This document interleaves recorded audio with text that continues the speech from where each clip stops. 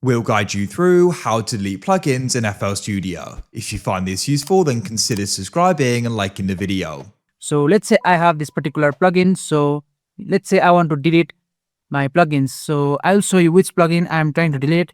So basically, I'm trying to delete this OTT plugin that I have installed.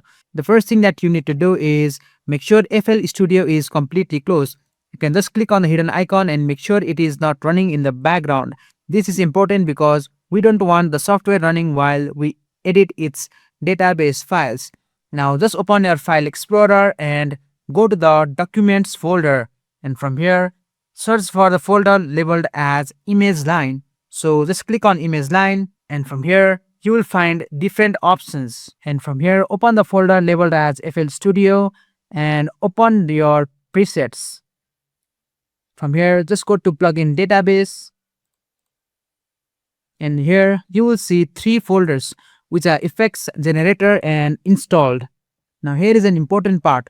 If the plugin that you want to remove is an instrument plugin, it will be inside the generators folder, and if the plugin that you are trying to uninstall is a effect plugin, it will be inside effects or installed. So in my case it is effects, so I'll just go inside it and just look at my plugin from here. Just go to the folders. Oh, in my case I already know the location, and here it is. Now what you want to do is just select it and press Shift Delete on your keyboard and click on yes to delete it completely. And after you have deleted it from the effects or generator, make sure to go to installed also and go to effects or generator, and in my case it was effects.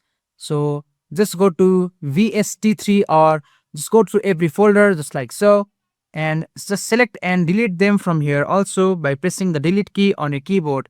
And now once that you have done that, just open your FL Studio, and now let's verify it. So I'll just go to my mixture and click on the slot and go to more plugins and search for my OTT plugin here.